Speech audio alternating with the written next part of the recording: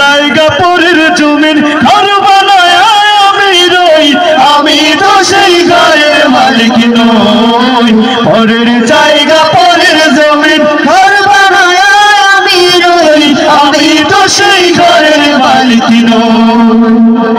আর জমিদারের ইচ্ছা মতো দেই না জমি সাহা, তাই তো ফসল ফলে না রে দুঃখ বারুমা।